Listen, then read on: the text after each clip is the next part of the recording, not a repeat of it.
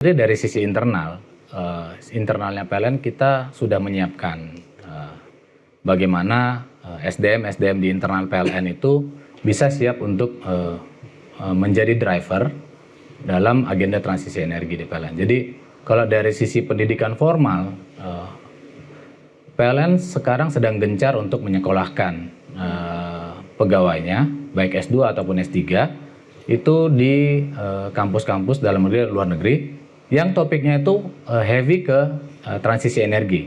Jadi ada terkait teknologinya, terkait gridnya, dari transmisinya, terkait baterai, juga termasuk terkait dengan kebijakan-kebijakan yang mendukung untuk transisi energi.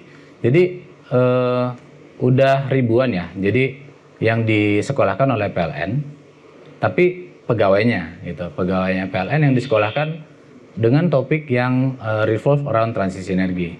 Jadi baik itu misalnya pendidikan formal yang meninggalkan kedinasan, ataupun sekarang itu banyak yang pendidikan belajar jarak jauh gitu. Jadi tetap bekerja, tetap tetap beroperasi untuk unit-unit PLN, namun SDM-nya itu ditingkatkan dengan pendidikan belajar jarak jauh.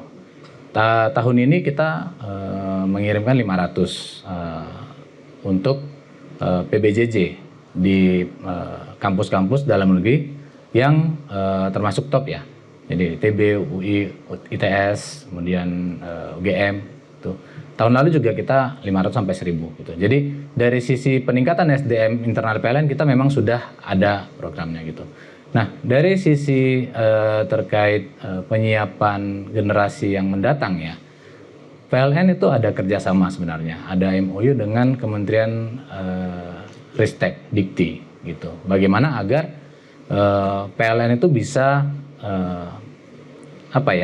mendukung pembelajaran generasi selanjutnya yang memang sesuai dengan kebutuhannya PLN, yaitu untuk transisi energi. Jadi memang sudah ada MOU-nya dengan Kemenristek Dikti, dan ke depan kita akan mencoba jajaki kerjasama seperti apa yang bisa kita kerjakan bersama. Kalau sebelum-sebelumnya PLN juga aktif, misalnya saya pernah ikuti dari ITB itu ingin membuat sebuah prodi baru terkait energi dan sustainability. Kita ikut membantu untuk menyiapkan kayak silabus dan course-nya, kebutuhannya seperti apa, kebutuhan industrinya seperti apa, sehingga prodi yang dibentuk ini bisa sesuai dengan kebutuhan kita saat ini juga di masa yang akan datang gitu.